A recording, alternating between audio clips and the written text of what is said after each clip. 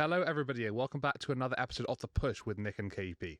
I'm KP. Nick is here in attendance with me once more because today we have got something different and special lined up, and we are going to be doing sort of like an introduction video for the both of us. So this is a chance for both Nick and myself to basically just say what it is about wrestling that we really do enjoy, what we like, our like personal favorites, past experiences, and just everything really that has just got us into wrestling up until today. So yeah, we're both pretty passionate fans. So just a chance for us to basically just let you guys know what exactly it is that, gets us ticking. So how about we do get things started here then? So we're going to go through a series of questions and points that we're going to raise up, explain, what exactly it is that we like and dislike and things like that. So we're going to start things off with a little bit of an introduction thing. So Nick, just an opportunity here for you to basically say, like how long you've been a wrestling fan for, who you are, sort of thing, what you look for in wrestling, and just generally speaking, your experiences in the early stages and up until the modern day. Yeah, so my name is Nick, and I started getting interested in wrestling around the age of 8. So, timeline for you would be around 1999. So, it's kind of funny how our wrestling gaps kind of play off of each other. I didn't consistently watch wrestling until the age of 11. Um, and then by the age of 12, so we're talking 2003, I was completely addicted, didn't miss an episode kind of thing.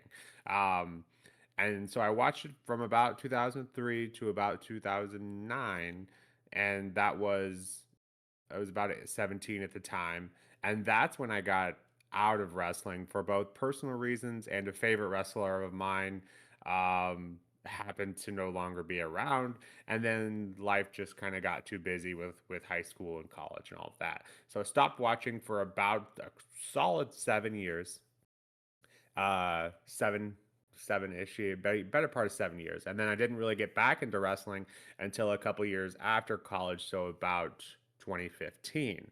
So 10 years later, essentially, about 8 years.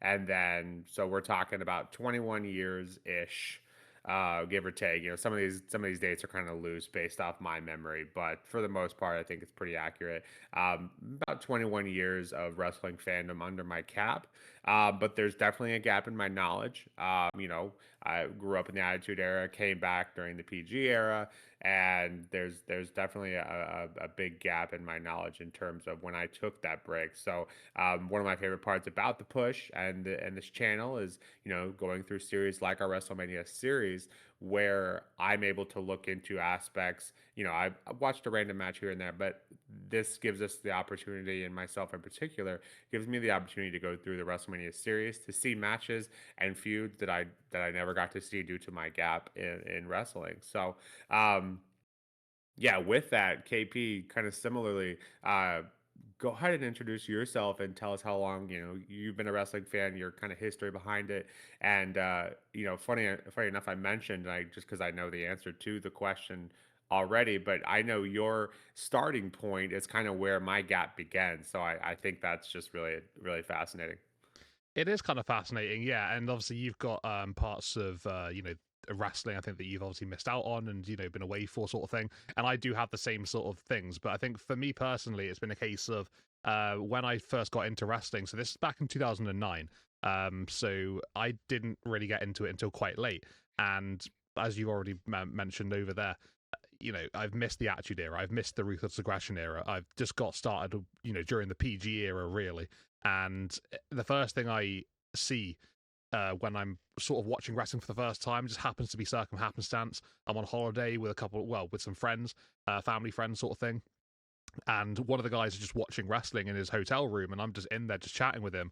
And then yeah, this wrestler is just walking down the ramp. He looks very menacing, very very physically sort of aggressive, and I'm like, who is this? And then he tells me it's someone called Randy Orton, and he's wearing the WWE Championship over his shoulder.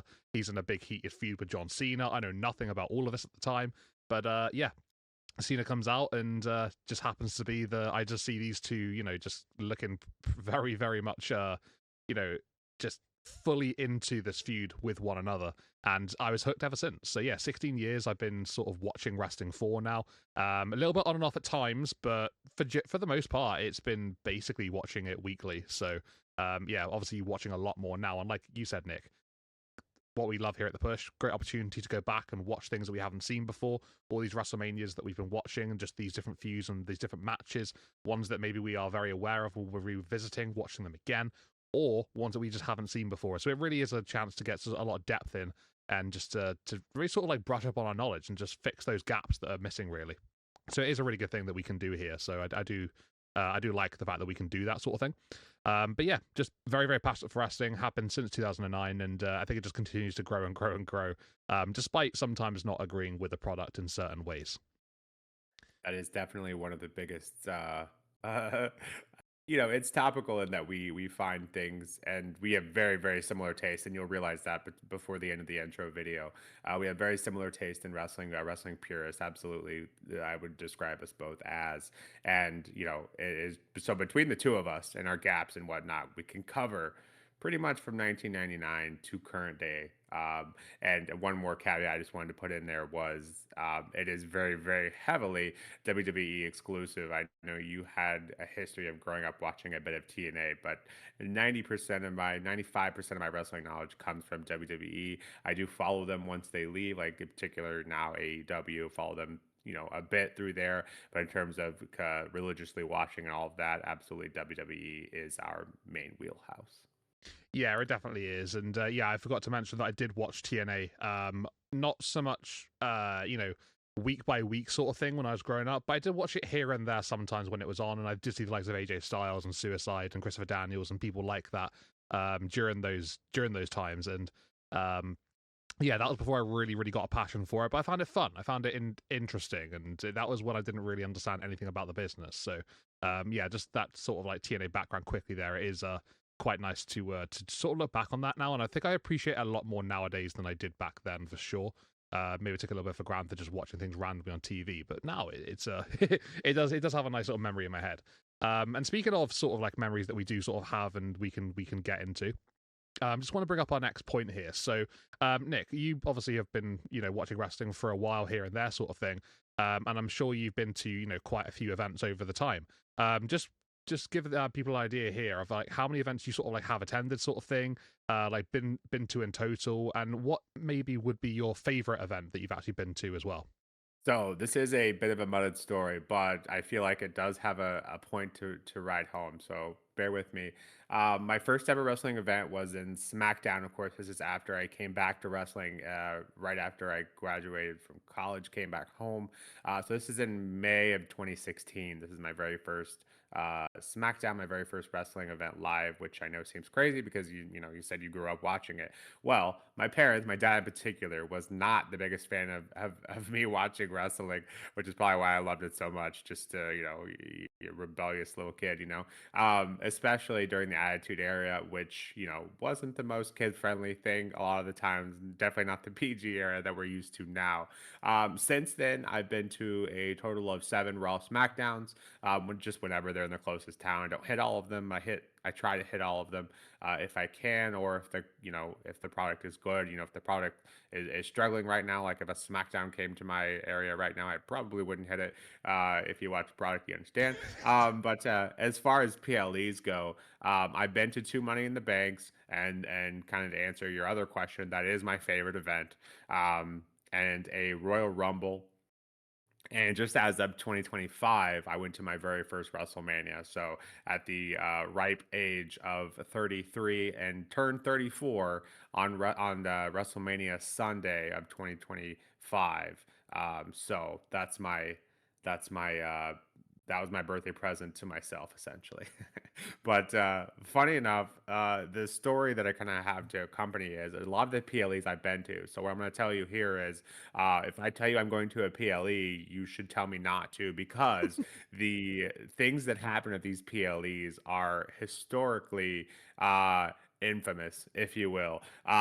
For example, the first Money in the Bank I went to was the first women's Money in the Bank match. Great. That's historic, right? But if you've forgotten, James Ellsworth basically won that. So terrible decision. They had to try to go back and fix and all of that. That's the first one. The men's side of that Money in the Bank had Baron Corbin winning the men's side. So if you listen to the Push It All, you know that I am not a big fan of his. The second Money in the Bank I went to had Liv winning way too early, and this was part of that way too early Austin Theory forced down our throats storyline as well, with Vince and the egg and all of that. Just really weird time of wrestling too.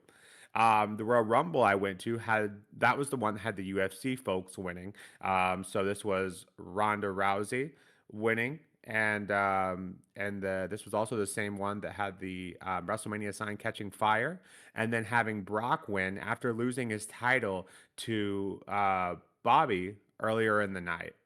So, yeah. Again, main takeaway here is if I tell you I'm going to a PLE, you should tell me, maybe you should find something else to do.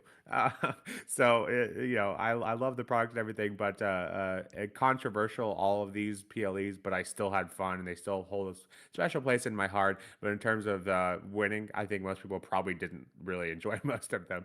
But KP, I know that was a longer story, but I felt like it was I needed to say it. But yeah, you want to give us your history as well and your favorite event as well.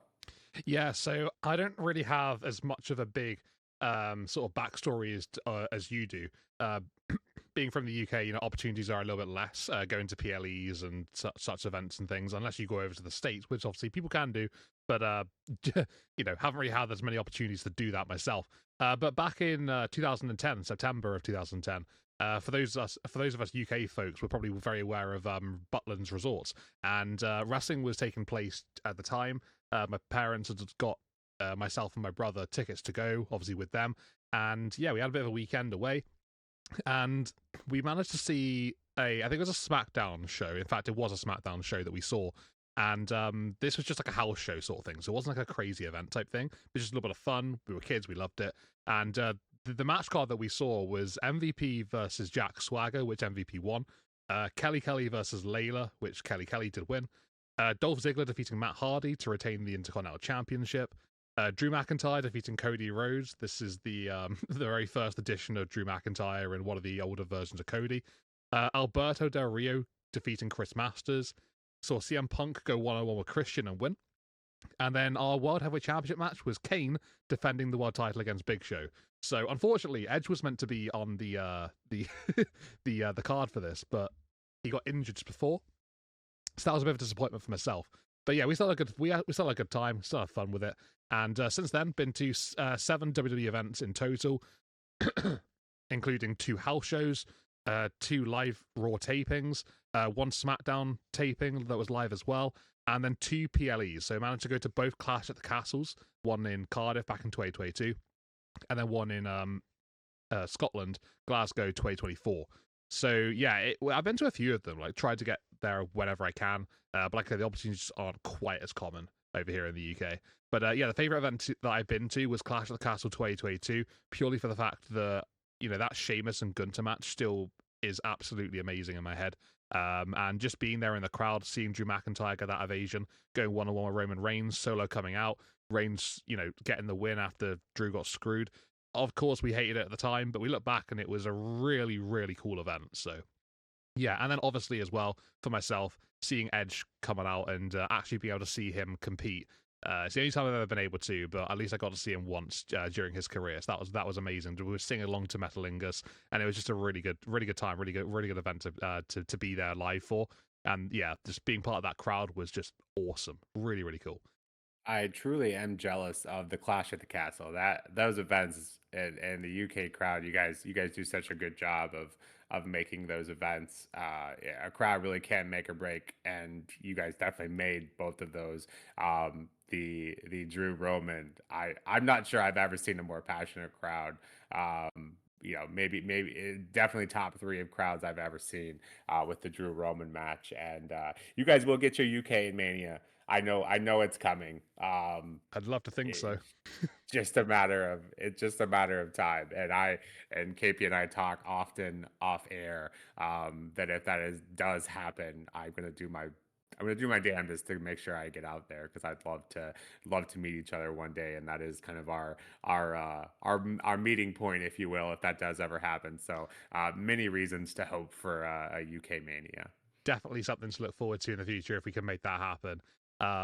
So let's go on to our next point then. So we are both pretty big wrestling fans, generally speaking. We both have certain stars that we like, but what superstars do we like? So this opportunity, Nick, for both of us to sort of lay down here our top 10. We're going to go with men's superstars first. So you can do this how you like. You can either go from 10th to first, or you can just say your top 10 from 1 down to 10. Just yeah, whatever you feel like you need to say here. But what are your top 10 male superstars of all time? Could include modern day as well as obviously past the superstars as well. So, just a bit of a caveat here. We kind of mentioned it already, but this is top 10, and it's going to be WWE. Alert, because that is what we predominantly watch. And then a lot of these is newer, current era. But if you ask me, again, a wrestling purist, I think we are in the era of the best wrestling that we've ever had, and that includes the men and obviously the women. So with that, I will go from 10 to 1. I feel like that's criminal to do anything else. So number 10, I have Shawn Michaels. Number 9, Seth Rollins. Number 8, Samoa Joe. 7, Kevin Owens. 6, Ricky the Dragon Steamboat. 5, AJ Styles. 4, Shinsuke Nakamura. 3, Kurt Angle. 2, Chris Jericho, and 1 for his in-ring work only, Chris Benoit. Just was one of the most intense, perfected the definition of execution in ring. And again, I know that's controversial, but that is my favorite childhood wrestler, and that is why he makes my number 1. So again, as you can see, definitely have a type of wrestling that I enjoy. And again, this is our favorite top 10, not the best, the best wrestlers of all time. So with that, KP, please do us the honor of sharing your top 10 as well. Well, firstly, just saying, loving your list. I think there's some absolutely great names, and we do share a couple of similar ones in there as well. I'm going to go with my top 10. So we're going to start with number 10 being LA Knight. Just everything about that at the moment, just loving him generally speaking as a character. But then we got number 9, Kevin Owens. Number 8 is Ilya Dragunov. 7 is R-Truth. I'm a bit of a comedy guy as well. I gotta love. Back when I was getting into wrestling properly, he was just unbelievably entertaining to me. So I have to put him on that list just for that comic relief factor for sure. So number 6, we do have Drew McIntyre. Then going into my top 5, 5th is Chris Jericho. 4th is Bret Hart. 3rd is Sami Zayn, so the probably the biggest of the modern day superstars there for me personally. 2nd on this list is the greatest of all time, that is John Cena. And then my favorite superstar of all time is the rated R superstar Edge. And just growing up, I just thought that he was just the epitome of cool. He was awesome to me. Everything about him was just incredible. I did miss the rated R in, I guess, the prime sort of sense. But yeah, when it got to the part where I was watching, just the way he handled his business and just generally speaking, his attitude towards everything, the stories he was involved with, his character, his work, I just really gravitated towards that, and I never stopped enjoying what he did. Obviously, when he got injured and had to retire for a number of years, for 9 years in total, it was disappointing, but I still loved it, and I went back and I watched all of his previous stuff. I spent hours and hours watching highlights and just his career, just like his best matches, his worst matches, everything in between.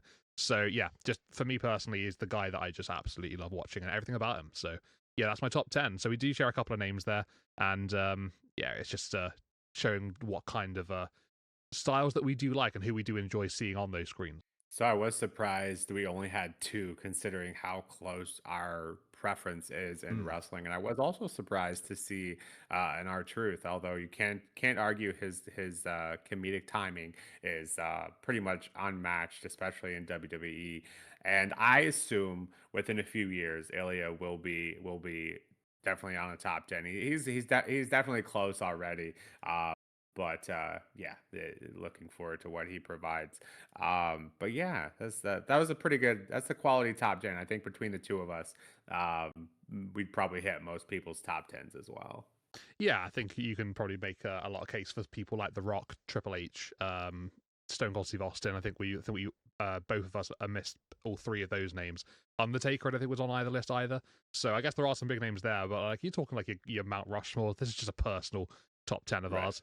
Right. So everyone has their own opinions, I guess. But let's go straight over to the women now then. So basically, same thing again. Your personal top 10 women's superstars of all time. Yeah, just what have you got for this list then? So this one was more challenging to me. At number 10, and probably the most controversial one I have, is Ronda Rousey. I think she got a bad shake in the business, and she has not done herself any favors since leaving the business. But I thought her kind of character was very much mishandled. But I won't go too much into that. Number 9, I have Rhea Ripley. At number 8, I have Becky Lynch. Number 7, I have Sasha Banks, Mercedes Monet. Obviously, not done herself a ton of favors since she left WWE either, at least outside of her own personal scope. Anyways, number 6, I have Raquel Rodriguez. Number 5, Lyra Valkyria. Number 4, Io Sky. Number 3 is Bailey. Number 2 is Bianca Belair. And number 1 is Asuka. I think Asuka will be, when it's all said and done, will be one of the best of all time. Top three, no question. Um, at least should be. She has a very special, unique style in ring, and just very aggressive, strong style, if you will. That I think to this day is unmatched by any other woman in WWE. But with that, KP, how about yours? So I do share quite a few names that are similar to you. So this is where we probably do cross over a bit more like we expected to do. Coming up at number 10, I do have the EST of WWE, that is Bianca Belair. She starts off my list here. We go then into number 9, which is Chelsea Green. Loving everything about her work at the moment. She's just brilliant to watch. Number 8, for very similar reasons, Io Sky. Just absolutely incredible. Number 7, Stephanie Vicaire, killing it on all cylinders at the moment. One of my favorites right now. 6 sees NXT's Fallon Henley being on the list. She's just a personal favorite of mine. I really do like what she's doing and what she has done for a number of years now. Into my top 5, and starting off that big list is going to be the Empress of Tomorrow, Asuka. She's just absolutely phenomenal and always has been. She's just one of those characters that you can't help but just gravitate towards and just admire what she can do in that ring.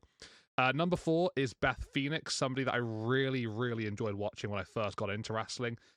She was just quite different from a lot of the superstars that were on the screen at the time, and just her general power game was just something that I really liked seeing. It was just different. Going into my top 3, we do have Lita. The name says it all.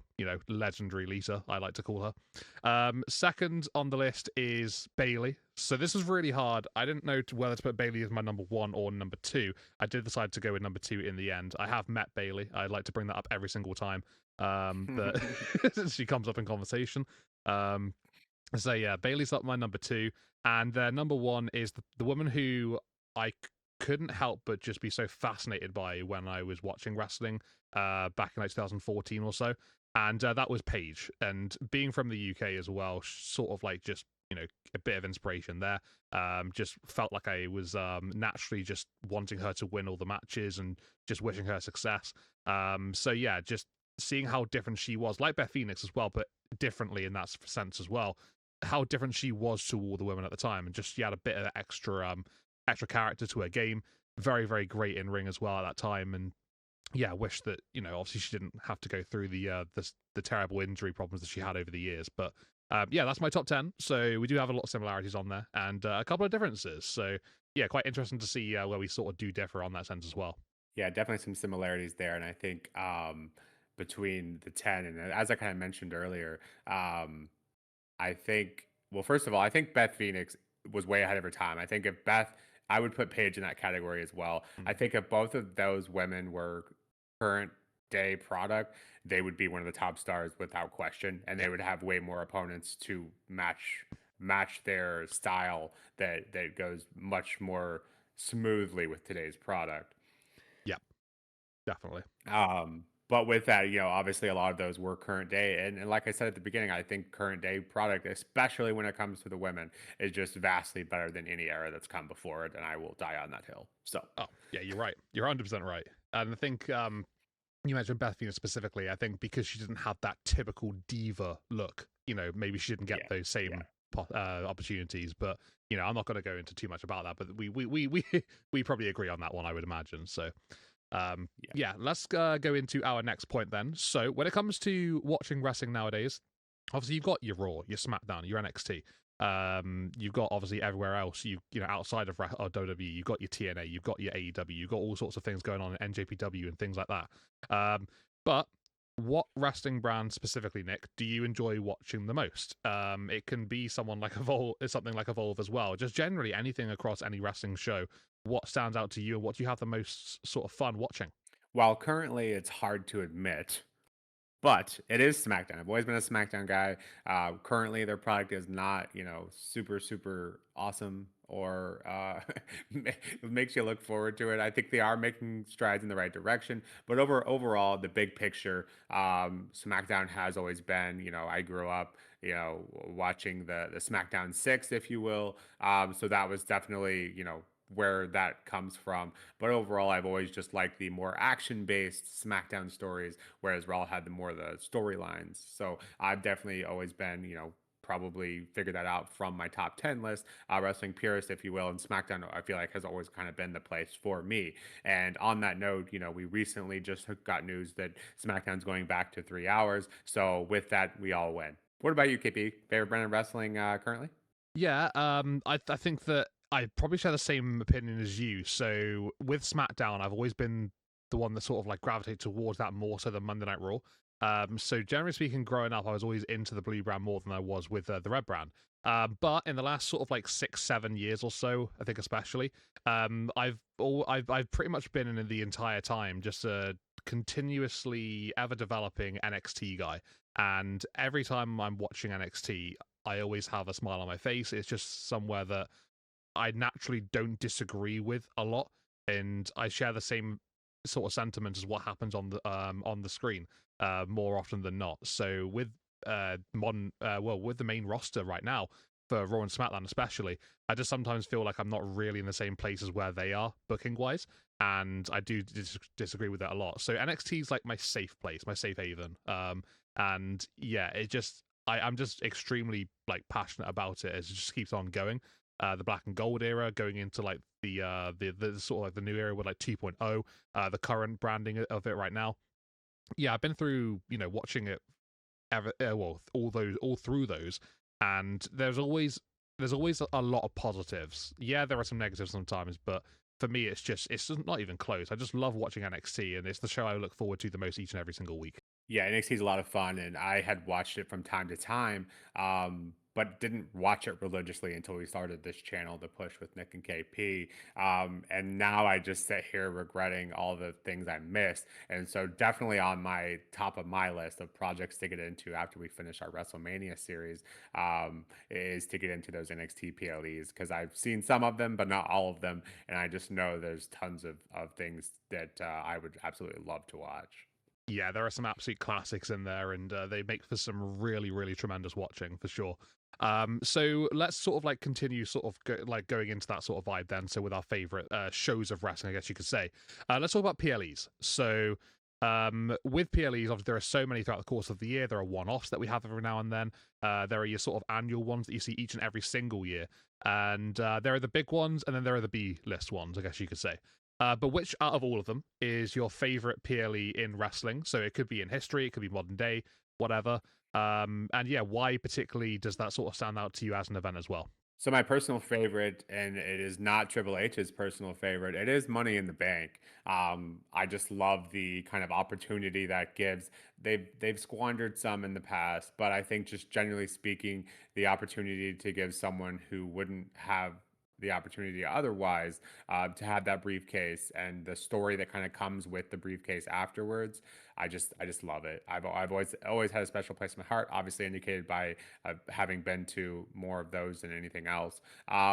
Runner up would probably be Royal Rumble. Obviously, everyone loves the Royal Rumble, so that's not a super special answer. But Money in the Bank's a favorite, and I will give an honorable mention to Cyber Sunday. I always love that idea, and I always kind of wondered why that isn't brought up today because obviously with the social media presence it is today, I think that would go over really easily if done correctly and honestly. Yeah, I think Cyber Sunday's always had one of those vibes where it's been like it's really cool to see how it just sort of does play out, and with the fans basically deciding everything that takes place, it's a really cool. Nothing else is quite like it. So yeah, I think that is probably one that I would love to see nowadays. Because obviously, like you said, modern day social media is crazy. So it's not like nobody's on it. They would get tons of interactions with it, and it'd be a good way of getting some engagement as well. Obviously, they don't need more as such, but it would work, wouldn't it? There'd be no reason why it wouldn't work. Yeah, really no. Like I said, as long as they do it honestly, I think it would be great, and it would be the numbers and people feeling like they could be involved. I think would just throw through the roof. The interactions would be. Definitely, yeah. What about you? What's your favorite? So my favorite outright, if done right, and that's a huge asterisk, is the Royal Rumble. Mhm. So in recent years, I have very non subtly displayed my displeasure towards Royal Rumble winners. And yeah, I think besides Bailey, I disagree with probably most of them in recent years. So safe to say it's taken a little bit of a hit for me, but just generally speaking, I think like if I was to have like something that's sort of creepy up and taken over the Royal Rumble for me at the moment, it probably is Money in the Bank or even NXT Stand and Deliver. So with Money in the Bank, obviously, like you said, I could basically just recite what you've already mentioned about it. Everything about it just works and it's really gripping and interesting for me. I love the back end of it and the tension of will they cash in, will they not, when will they do it, the moments you make from it, everything's great. But NXT Stand and Deliver, I feel like that's the one show every year in NXT you are going to get certified bangers across the card, and they don't ever miss with it. It's just extremely consistent. You used to have your NXT takeovers, obviously that's a thing of the past now. But with Stand and Deliver being on WrestleMania season, they obviously bring out the big matches, and they always make them to be really, really good and consistent. So yeah, just I think purely for that consistency, just the general levels of enjoyment, I think it has to be mentioned as well. So I'd probably say at the moment, Royal Rumble's gone down to like third, but if it's done right, it's easily number one because I love the drama. I love, who's it going to be? The countdown, the buzzer, people getting eliminated, returns potentially if they do them. Um, at the height, it's easily the best, but I feel like just recently it's been pretty poor. That's why Money in the Bank and actually Stand and Deliver, they got to be up there now for me as like one and two. Yeah, I think with Royal Rumble is definitely like the door for a lot of casuals too. Obviously, Mania season being from Rumble to Mania, I think a lot of people kind of come back through Royal Rumble. So I'm sure that's a pretty popular answer. Yeah, it is. It is, and I feel like everyone just wants it to be, as good as it can be. We all want the drama, we want the surprises, Yeah, and we yeah, want as much to sort of take from it as possible. We don't want every entrant to be revealed to us beforehand. We want some surprises. So, yeah, um, yeah, and I think that's a really good way of sort of going into our next point because obviously being passionate wrestling fans, we're always looking at what is good about it, but we're also looking about what is maybe not so good about it, and maybe it gives us a chance to maybe think, oh, what would we do differently? So, in terms of something that you would like to make an improvement on in WWE in the modern day, what would you probably change? What would you have as your number one priority to be like, right, this has to change immediately, and then we can sort of maybe see a bit of a better product going on from there?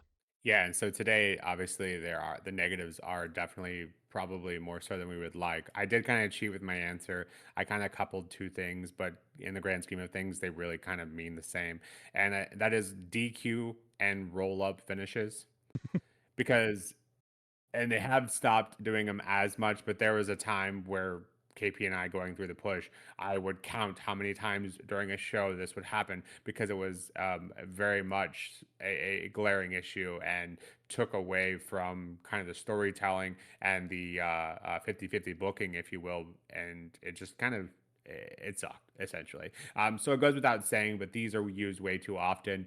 And in the grand scheme of things, don't doesn't really help either person. So it doesn't help the person that won by DQ and the person that wins via the roll up. That doesn't really help them either because it's just like, oh, you just happen to get a roll up on them. I'm not saying there's not a space for them and a place for them to be used, but to use them constantly is by far my biggest pet peeve. What about you, KP? What is your biggest area of improvement in current product? we laugh about the roll-ups and DQ finishes and things like that, don't we? On a weekly basis, and I do share your sentiments with it. I think it is quite frustrating sometimes because you just don't need it. You can have a heel win properly or whatever, things Yep. like that.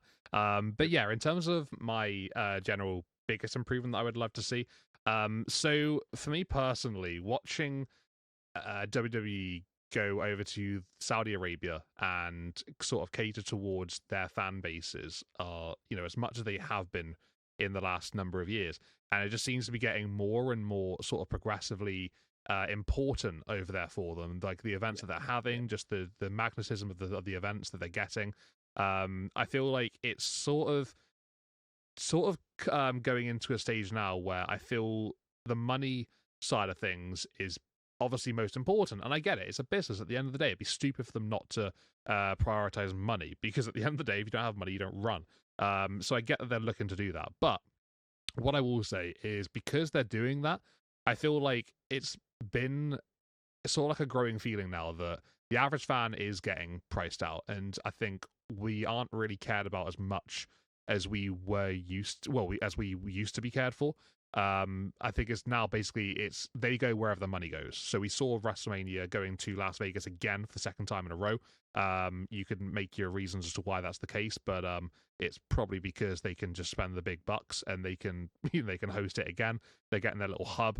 But then obviously with Saudi Arabia, expending an enormous amount of money to host WrestleMania, the first one outside of North America, I I honestly there are much more deserving fan bases, and for me, I think that they are getting to a point where they are sort of getting a bit of a reputation for not so much caring about those fan bases that deserve to be rewarded, and now they're going into places like that where it's just all about the money. And we're not daft, we're not stupid. We know that's the case. So for me personally, I think I'd go back to sort of focusing more on the fans, the ones that deserve to actually get those big events. And yeah, it just sort of like it pains me to see the way that it's going at the moment.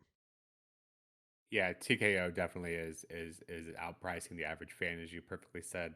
Um, and and at the end of the day, the fans are what drive the business. So hopefully they'll eventually realize that. But really, the only way to stick it to them, and they probably could still sustain quite a bit, would be if the fans just stop going to live events, because that's really the thing they care most about. And the live fans filling the arenas for the most part still. That's all they that you know that's their final kind of knowing point of we're fine, people are still coming. So I think that'd really be the only way to stick it to them, but I don't see that happening. But yeah, I definitely agree that is a huge pain point right now. Yeah, it really, really is. And I think not going to the events does sort of, spring out to be like the biggest idea is to help out with that. But then obviously you got to think of, those superstars who are putting their bodies on the line that are just, trying their hardest to sort of entertain people and stuff. Obviously you got to think of them and then be like, right, well, we do that. Obviously, these guys are going to be, maybe just looking to, they're going to think that maybe they're the issue and stuff when obviously they're not. But the future is so bright in terms of some of the talents that we do have in WWE, especially, and anywhere else in wrestling, really. And let's go into that right here, right now. So, when it comes to the future of wrestling and stuff, just want you to like pick out a man and women's superstar um, of who you think has just so much potential, who's a future star, and someone that you can see maybe in like I don't know, like 6, 7 years time. Being at the top of the division and just having a very commanding presence and being one of the very best. I really struggled with this one, just choosing one, but I will just choose one for the point of the question.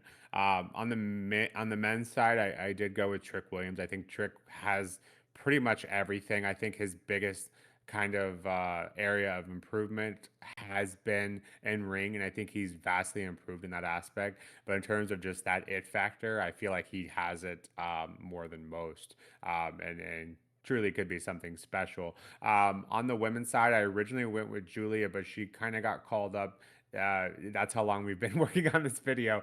But she technically is on the main roster now, so I did change that answer. But I do think she has potential to be as big, if not bigger, than Bakir. That may be a hot take there. But I think the on the female side, I would go with Sol Ruka. I think Sol Ruka is just so unique, and if she can stay if she can stay healthy, obviously has a very high flying kind of in ring abilities. But I think if she can stay healthy and master some character work, I think the sky is the limit for her. What about you, KP? Who are your future male and female stars?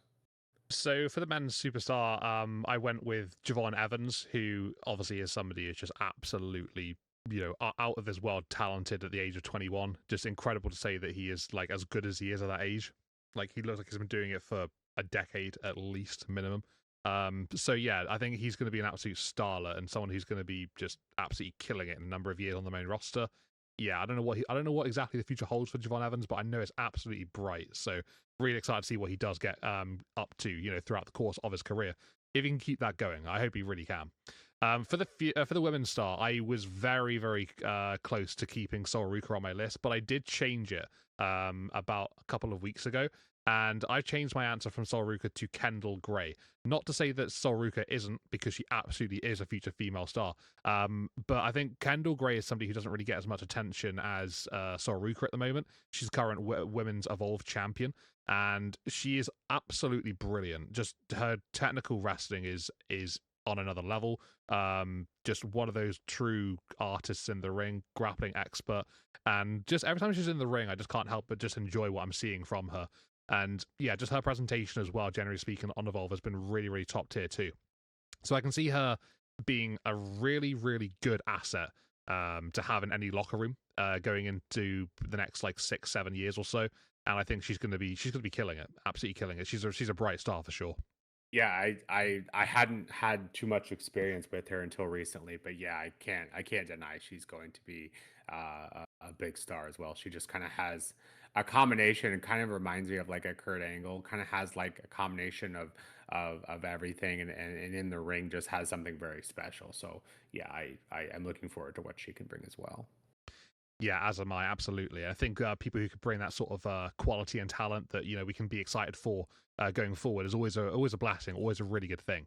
And sort of on the the sort of the opposite of that. Obviously, we talk about the future, but what about sort of generally speaking, just in wrestling, there have been so many different eras, different times, and there's been a lot that we can sort of look back on and think, well, that was the era. But what is your favorite era in wrestling? Just generally speaking, under any banner, under any brand of a show, what is the top era in your opinion? Your personal favorite? I think a lot of people nostalgically point to the Attitude Era as being the best, and I think you could argue in terms of financial success that probably was, the most popular.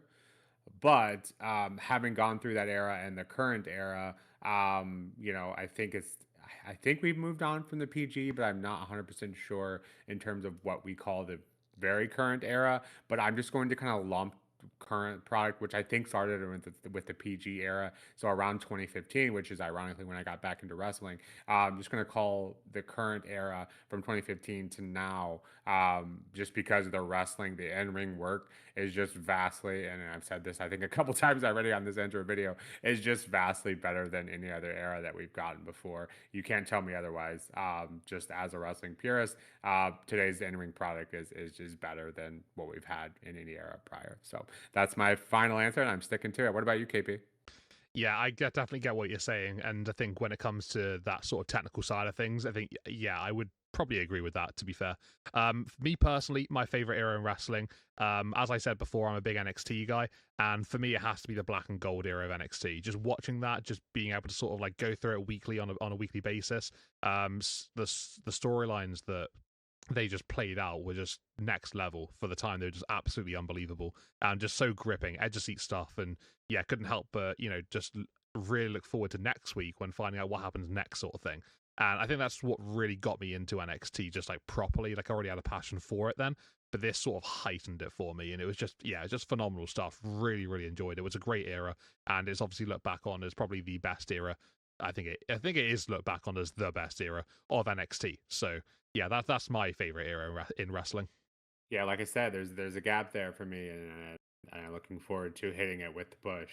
Yeah, gaps come, and I think that's probably why I can't say the Attitude Era is mine, because I didn't see a lot of it. So I've seen bits now. I've gone back and watched probably the highest of the highlights, but obviously having not seen all of it, I think it's probably unfair to say that that is my absolute favorite. But it does have some truly remarkable moments too. And speaking of remarkable moments, we obviously, as wrestling fans, we have those matches that absolutely stand out to us. We have matches throughout the years that we can't help but just smile when we watch them back. And, there are always ones that we will never hesitate when we get the opportunity to go back and watch again. So, on that note, Nick, what is your favorite match of all time? So, in just generally in wrestling, it could be absolutely anything, whether it's a technical standpoint, whether it's just an absolute bloodbath, whether it's a bit of comedy effect. Yeah, what is your favorite ever match in wrestling? So outside of the top 10 men and women, this was probably the hardest question for me. It's so many good matches over the years that I wanted to put here. But in the grand scheme of things, I had to go with the WrestleMania 20 main event, Chris Benoit, HBK, and Triple H for the World Heavyweight Championship. At the time, obviously, that's my childhood hero. Winning the title, that's someone who typically, especially under the Vince McMahon regime, would not have won the title, wasn't big enough. Obviously, he bulked up there. But in the grand scheme of things, someone like him wasn't going to win the big one, and he did there. The celebration with Eddie afterwards, just an all time, in the actual in ring, and to beat both HBK and Triple H, who are obviously icons in the business.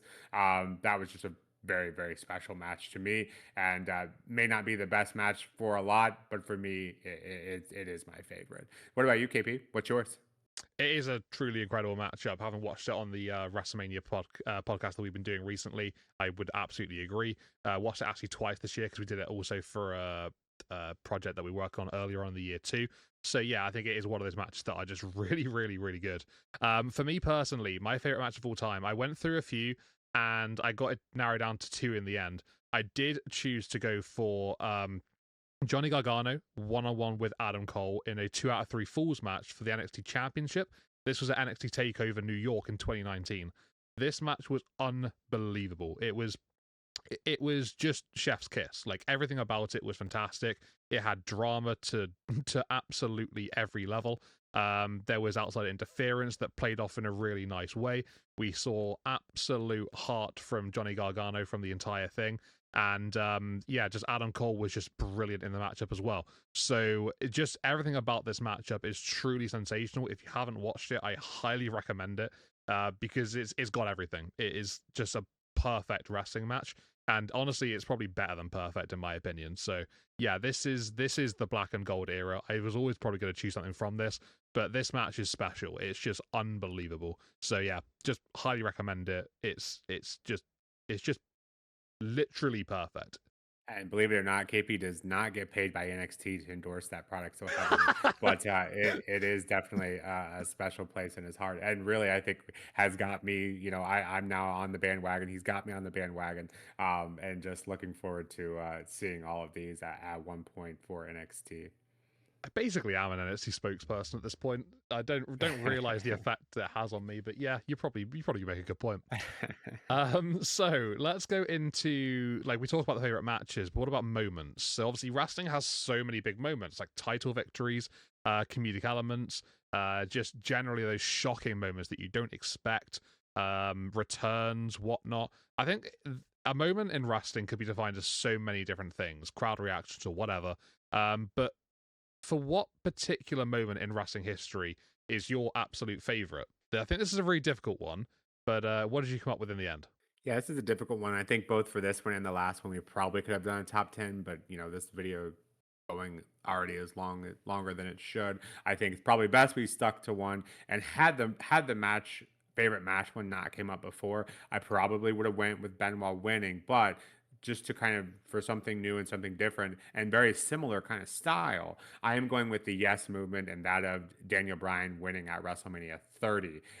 The whole Yes movement was just an incredible kind of build. And again, similarly speaking, Daniel Bryan wasn't one of those guys, especially not being homegrown, was not one of those guys that was supposed to win. So that for me, the constant yes chance and him winning at the grandest stage of them all. Um, it was difficult, but that was my final choice. What about you, KP? What is your top favorite moment in wrestling? The yes movement was legendary, absolutely legendary. One of those times where you just had to sort of see it happening and just seeing the developments each and every single week.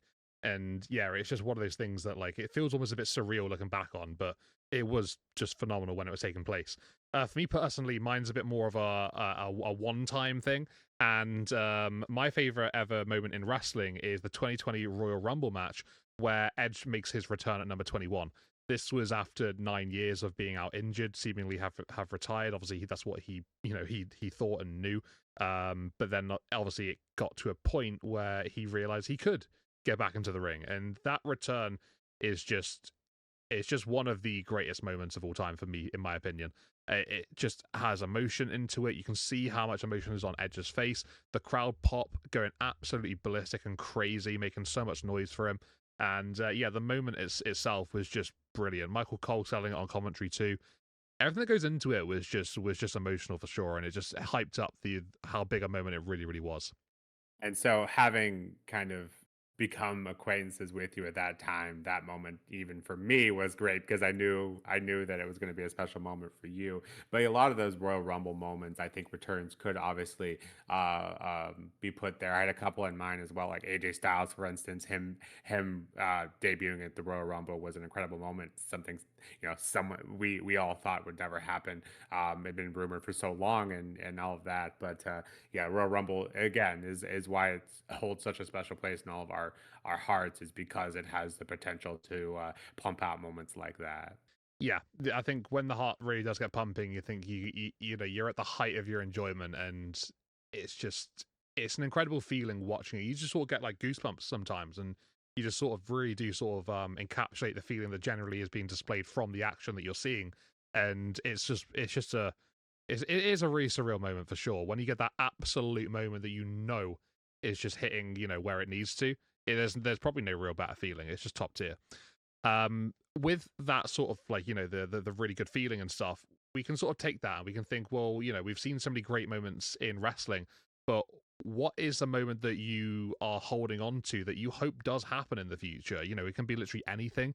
It could be someone's success, it can be some sort of event, it can be literally just anything, generally speaking, that is possible in wrestling. What would you sort of have as like your number one priority in your opinion that you hope does happen one day within wrestling? So this is probably a common one, especially on the women's side. But there is one person that's really preventing this from happening, and what I want to see is a. It doesn't have to be a fatal four way, but I want a match. I would love it to be a fatal four way most, but I want a match between the four horsewomen. I want a match between Sasha, Bailey, Charlotte, and Becky. I want to see that match either before I die or one of them retire. Now there are rumors about Bailey, potentially leaving, and honestly, it wouldn't surprise me at all. She's massively underrated and does not get the credit she deserves for the absolute workhorse that she is. Um, and so if that does end up happening, obviously we're that much further away from it. But at one point, I hope it's not too late. I think we'll get it eventually. But Sasha obviously is raking in where she's currently at. But yeah, that's my biggest one, and I really want to see it. And we fantasy book it, through 2K and all of that. But I want it in real life before it's too late. But KP, what about you? What's your moment? It is one of those matches that I think we would love to see. At the height of their careers, especially. I think they did have one in NXT all those years ago, but honestly, this is nothing compared to what they would put on now. Just the absolute clinic that it would be. It would be phenomenal. So yeah, I would love that to happen as well. I'd love to, put my sort of vote into there to see that happen at one point. But yeah, with my personal moment that I really hope does happen in wrestling, I'm a massive Sami Zayn fan. Just love everything about him as a character, just all of his in-ring work at the moment. One of the probably most underrated individuals in WWE especially. And I just really hope with all my being that he wins a world championship one day. That for me would just be absolutely incredible. I think he deserves it. I think his in-ring work, is more than enough to sort of give him that opportunity to do so. And based on recent people who have been world champion and things like that, I can't see why he wouldn't at this point. So I'm getting a bit more confident as time goes on. And everything about him, his mic work, just generally what he does, just helping out other people, building them up as well, having killer matches. I just think that he's probably going to at one point, but I really hope that it just does take place. That for me is my number one I want to happen in wrestling. But also, let's bring a WrestleMania over to the UK. Yeah, I think the Sami Zayn bit, I think, is much more likely to happen sooner than the Yeah, other. definitely. It does feel like we are planting those seeds, and maybe 2026 is that year. But I think both of those are incredible, and I think honestly both of those are much more likely than mine. So for whatever that's worth, yeah, I'd love to see all of those things for us happen. Yeah, it would be cool if we do get those moments for sure. But yeah, it's difficult to get all four of the horsewomen all in the same place at the same time now, obviously because of those reasons. Expensive. Yes, very expensive from what we hear, right? Um, yeah, basically that's been our sort of intro here as to everything that we sort of like and hope for in wrestling, I guess you could say. Things that make us tick, and yeah, just our highs and I guess maybe a couple of our lows there as well. So as to what you think of our opinions, we'd love to hear it. It would be really cool. Maybe you can weigh in yourself, answer the questions too in the comments as well. But Nick, obviously, going through all of this, it's quite a nice sort of retrospective to have. And to sort of give us a bit of a more, bit of a better idea about, just what we really are like as wrestling fans. We know a lot about each other, but I feel like this sort of does open up a bit more and just allows us to really sort of get that extra sort of like bit of knowledge about one another. Yeah, and I think a lot of these things, as we mentioned, we've been working on trying to get this out there for quite some time. I feel like it's long overdue, for the push. Getting close to about a year of doing this pretty consistently and religiously for every single WWE show, and sometimes even branching out from that. But I think a lot of these answers would stay the same, but I think a lot of these obviously have, like if you were to ask me a year from now, my answers could change. And but I think generally speaking, you kind of get the idea of kind of what we are all about from a WWE and wrestling's perspective. And I think, in the grand scheme of things, I think there are gaps in WWE. But I think my biggest gap in just wrestling is outside of WWE. And so, WWE is just such a heavy presence and such a time-consuming product, but that is another area that I hope to improve. Kind of if we are to do this, maybe a few years down the road to kind of see what's changed. I feel like my biggest opportunity for improving this product and this hobby that I love and that of wrestling is to see kind of stuff outside of WWE. But I think this gives you all a pretty good idea of what we're all about when it comes to wrestling in general and WWE specifically.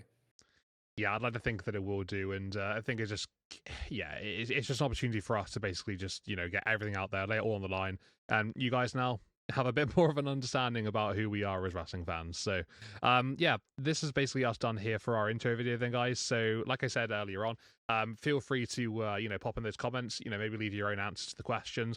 Maybe voice your opinions on what we've had to say. Just maybe judging on our personal preferences.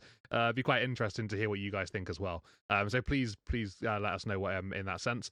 Also, if you like this one, it's a little bit different, something that we don't normally do, something I guess like a one-off type thing. If you liked it, hit a like on the video, subscribe to our channel, and keep up with feature releases coming up very, very soon as well. But for now, this has been the Push from Dick and KP. This has been our intro video. We'll see you guys in the next one, and for now, take it easy. We'll see you soon.